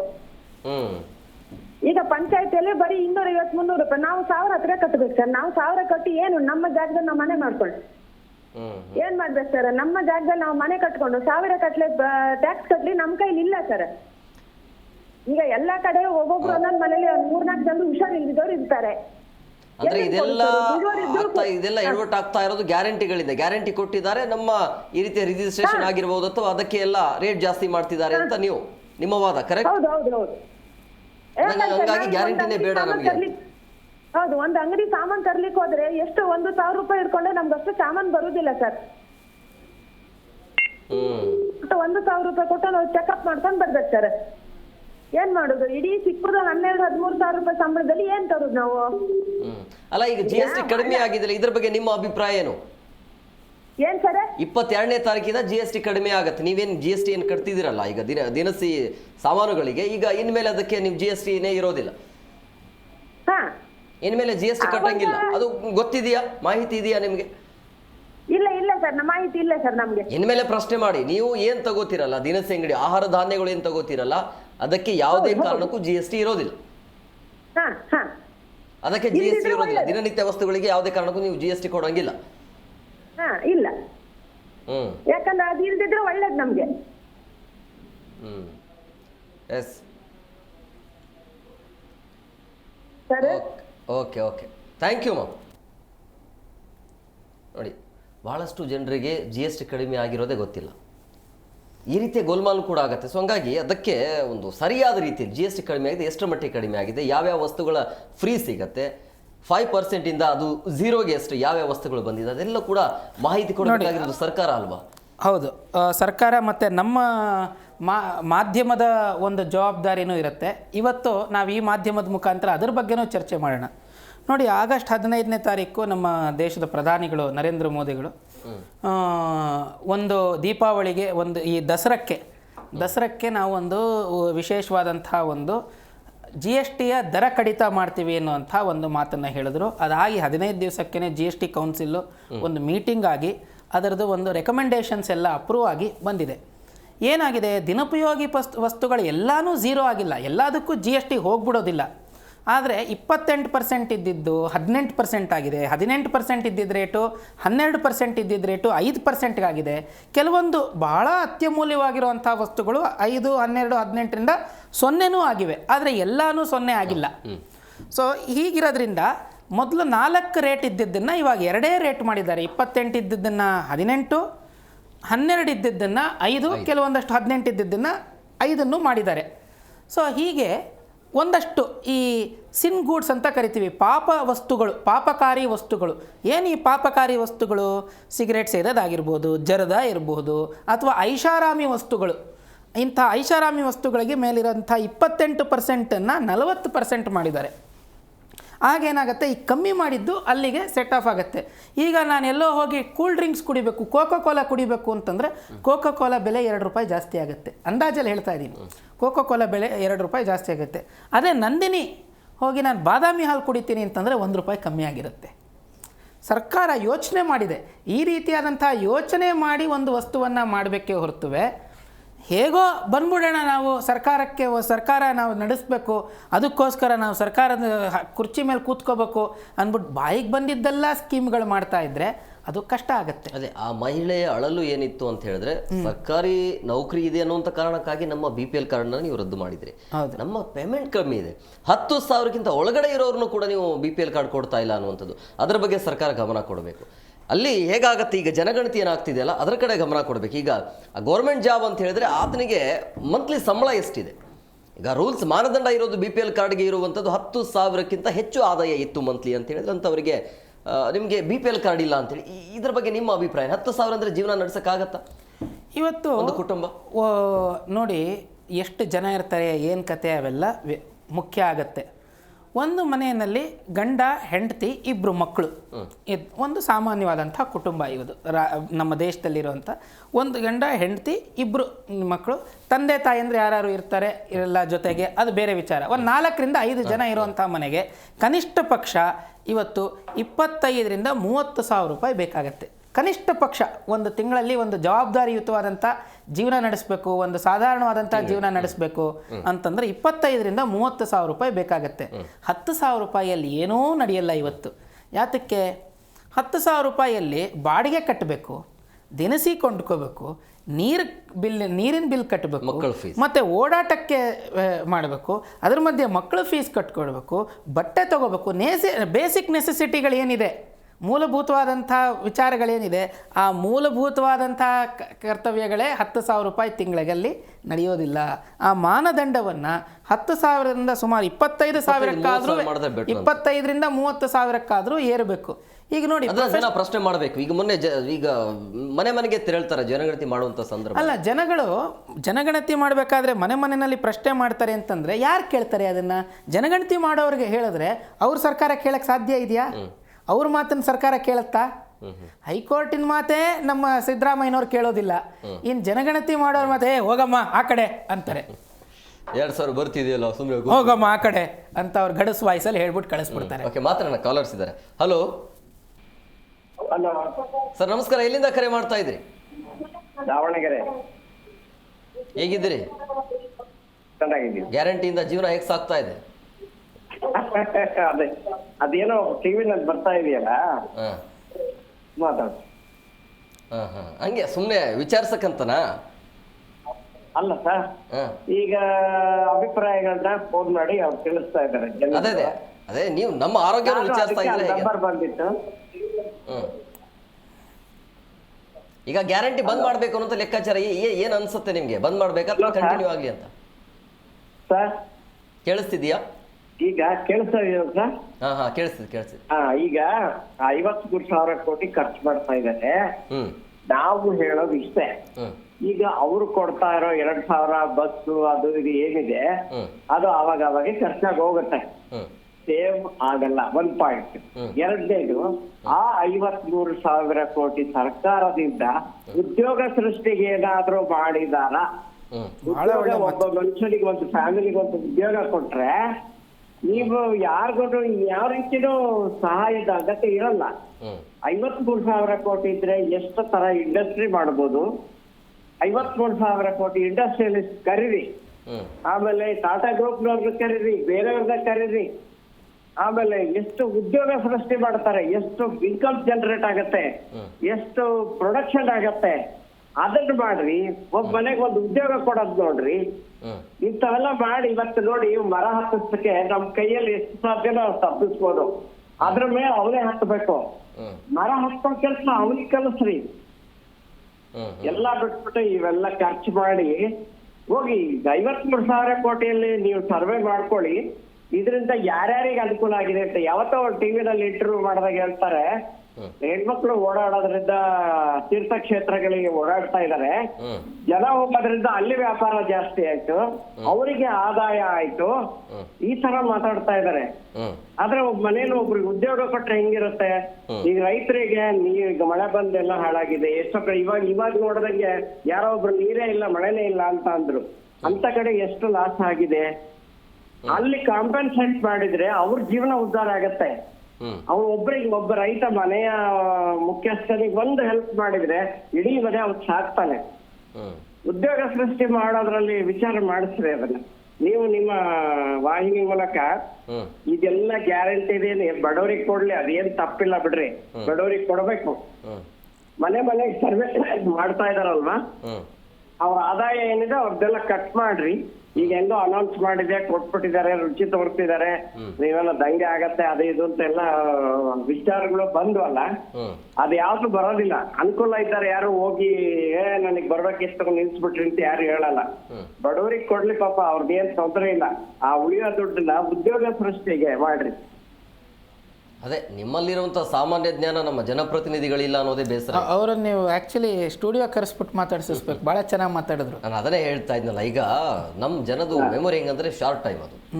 ಈಗ ಮಂತ್ಲಿ 2,000 ಬರುತ್ತೆ ಅಂದ್ರೆ ನಾನು ತಗೊಳಕ್ ರೆಡಿ ಇದ್ದೀನಿ. ನೀವು ಶಿಕ್ಷಣಕ್ಕೆ ಹಾಕ್ತೀವಿ ಅಂದ್ರೆ ನಮ್ಮ ಮಕ್ಕಳು ಹೋಗ್ತಾರ ಇಲ್ಲ, ಅವ್ರಿಗೆ ಇಮಿಡಿಯೇಟ್ ಕಾಣಿಸ್ಬೇಕು ದುಡ್ಡು. ಇಮಿಡಿಯೇಟ್ ಗಿಡ ನೆಟ್ಟಿದ ತಕ್ಷಣನೇ ಮರ ಆಗಿ ಬೆಳೆದು ಬಿಡ್ಬೇಕು ಅದು. ಅಲ್ಲ ಅಂದರೆ ಬೀಜ ಬಿತ್ತಿದ ತಕ್ಷಣನೇ ಮರ ಆಗಿ ಬೆಳೆದು ಬಿಡಬೇಕು. ಹೇಗೆ ಸಾಧ್ಯವಾಗುತ್ತೆ? ಬೀಜ ಬಿತ್ತನೆ ಆಗಬೇಕು, ಅದಕ್ಕೆ ನೀರು ಉಣಿಸ್ಬೇಕು, ಸರಿಯಾಗಿ ಪೋಷಣೆ ಮಾಡಬೇಕು, ಅದಾದಮೇಲೆ ಅದು ಮರ ಆಗುತ್ತೆ. ಇವಾಗ ಅದು ಇಲ್ಲವೇ ಇಲ್ಲ, ಡೈರೆಕ್ಟ್ ಹಣ್ಣು ಕೊಟ್ಬಿಡೋಣ ಅಂತ. ಹಣ್ಣು ಒಂದ್ಸತಿ ತಿಂದ್ರೆ ಆಗೋಯ್ತಲ್ಲ. ಅನ್ನದಾನಕ್ಕಿಂತ ವಿದ್ಯಾದಾನ ಶ್ರೇಷ್ಠ. ಅನ್ನ ಒಂದು ದಿವಸದ ಹೊಟ್ಟೆ ತುಂಬಿಸಿದ್ರೆ ವಿದ್ಯಾದಾನ ಮಾಡಿದ್ರೆ ಜೀವನ ಪೂರ್ತಿ ಹೊಟ್ಟೆ ತುಂಬಿಸುತ್ತೆ ಅನ್ನೋಂಥ ಒಂದು ನಾಣ್ಣುಡಿ ಇದೆ. ಅದನ್ನು ಮಾಡಬೇಕೇ ಹೊರತು ಉದ್ಯೋಗ ಸೃಷ್ಟಿ ಮಾಡೋ ಕಡೆ ಅವರು ಹೆಚ್ಚಿನ ಒತ್ತು ಕೊಡಬೇಕೇ ಹೊರತುವೆ ಈ ಥರ ಗ್ಯಾರಂಟಿ ಸ್ಕೀಮ್ಗಳಿಂದ ಏನೂ ಆಗಲ್ಲ. ಈಗ ನಾವು 4 ಜನ ಕಾಲರ್ಗಳ ಹತ್ರ ಮಾತಾಡಿದ್ವಿ, 100ಕ್ಕೆ 100ರಷ್ಟು 4 ಜನ ಬೇಡ ಬೇಡ ಅಂತಲೇ ಹೇಳೋವಂಥವ್ರು.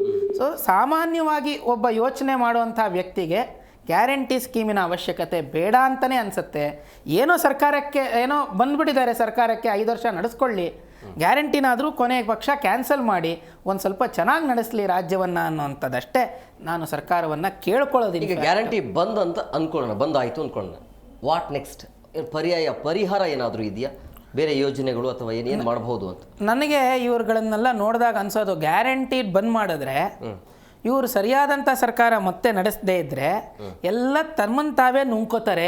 ಆ ದುಡ್ಡನ್ನುವೇ ಇದು ಅಂತ ಹಗರಣಗಳು ಮಾಡಿ ನುಂಗ್ಕೋತಾರೆ. ಸ್ವಲ್ಪ ಸರ್ಕಾರಕ್ಕೆ ಒಂದು ಕಡಿವಾಣ ಬೇಕಾಗಿದೆ. ಈ ಸರ್ಕಾರಕ್ಕೆ ಕಡಿವಾಣನೇ ಇಲ್ಲ ಅಂತ ನನಗೆ ಅನ್ನಿಸ್ತಾ ಇದೆ. ಸರ್ಕಾರಕ್ಕೆ ಕಡಿವಾಣ ಹಾಕಿ ಈ 53,000 ಕೋಟಿ ಏನಿದೆ ಅದನ್ನು ಹೇಗೆ ಖರ್ಚು ಮಾಡ್ತಾ ಇದ್ದಾರೆ, ಏನು ಕತೆ ಅನ್ನೋದರದ್ದು ಒಂದು ಸಂಪೂರ್ಣವಾದಂಥ ಸಮೀಕ್ಷೆ ಮಾಡಿ. CAG ರಿಪೋರ್ಟ್ ಬಂದಿದೆ ಹೋದ ವರ್ಷದ CAG ರಿಪೋರ್ಟಲ್ಲಿ ಕ್ಲಿಯರ್ ಆಗಿ CAG ಹೇಳಿದ್ದಾರೆ, controller and auditor general. CAG ಅಂತಂದರೆ ಸಾಮಾನ್ಯ ಜನಕ್ಕೋಸ್ಕರ ಹೇಳ್ತಾ ಇದ್ದೀನಿ, ಕಂಟ್ರೋಲರ್ ಆ್ಯಂಡ್ ಆಡಿಟರ್ ಜನರಲ್.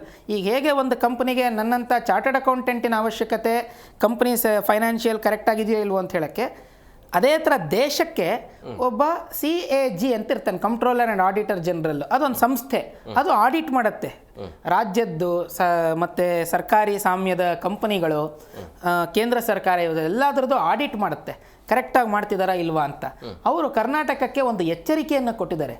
ನೋಡಿ, ನೀವು ಇದೇ ರೀತಿಯಾದಂಥ ಖರ್ಚುಗಳನ್ನು ಮಾಡ್ತಾ ಹೋಗ್ತಾ ಇದ್ದರೆ ಗ್ಯಾರಂಟಿ ಸ್ಕೀಮ್ಗಳಲ್ಲಿ ನೀವಿನ್ನು 4-5 ವರ್ಷಕ್ಕೆ ದಿವಾಳಿ ಆಗ್ತೀರಿ ಅಂತ.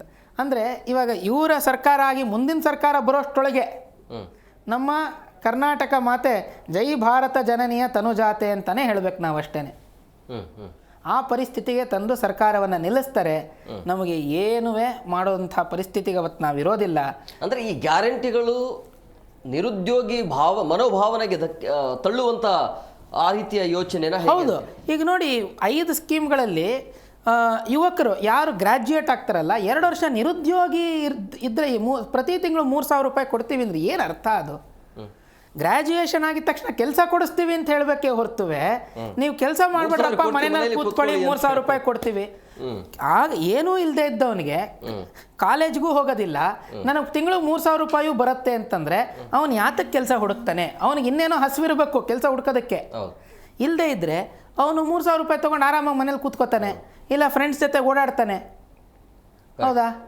ಸೊ ಆ ಥರ ಮಾಡಬಾರ್ದು. ಉದ್ಯೋಗ ಸೃಷ್ಟಿ ಆಗಬೇಕು.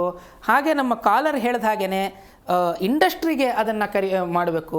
ದೊಡ್ಡ ದೊಡ್ಡದಾದಂಥ ಇಂಡಸ್ಟ್ರಿಯಲಿಸ್ಟ್ಸನ್ನು ಕರಿಬೇಕು. ಅವರಿಗೆ ಇನ್ಸೆಂಟಿವ್ಸ್ಗಳು ಕೊಟ್ಟರೆ ಹೆಚ್ಚು ಉದ್ಯೋಗ ಸೃಷ್ಟಿಯಾಗತ್ತೆ. ಹೆಚ್ಚು ಉದ್ಯೋಗ ಸೃಷ್ಟಿಯಾಗೋದ್ರಿಂದ ಜನಗಳಿಗೆ ಉಪಯೋಗ ಆಗುತ್ತೆ. ಒಂದು ಮನೆಯಲ್ಲಿ ಒಂದು ಉದ್ಯೋಗ ಸೃಷ್ಟಿಯಾಯಿತು ಅಂತಂದರೆ ಒಂದು ಮನೆ ಬೆಳಗತ್ತೆ. ಇವ್ರು ಮಾಡ್ತಿರೋದು ಒಂದು ಮನೆ ಜ್ವಾಲಾಮುಖಿಯಲ್ಲಿ ಮುಳುಗತ್ತೆ.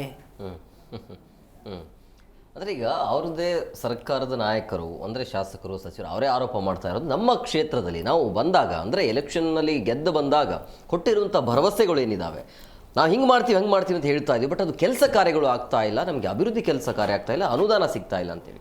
ಅದನ್ನು ಬೇರೆ ಯಾರೂ ಆರೋಪ ಮಾಡ್ತಾ ಇಲ್ಲ, ಅವರದೇ ಪಕ್ಷದ ನಾಯಕರು ಆರೋಪ ಮಾಡ್ತಾ ಇರೋದ್ರಿಂದಾಗಿ ಎಷ್ಟರ ಮಟ್ಟಿಗೆ ಈ ಸರ್ಕಾರ ಹದಗೆಟ್ಟಿದೆ ಅನ್ನೋದು ಸ್ಪಷ್ಟವಾಗಿ ಗೊತ್ತಾಗ್ತಾ ಇದೆ. ಇದು ಒಂದು ಅಧೋಗತಿಗೆ ಹೋಗಿದೆ ಈಗ ಸರ್ಕಾರ.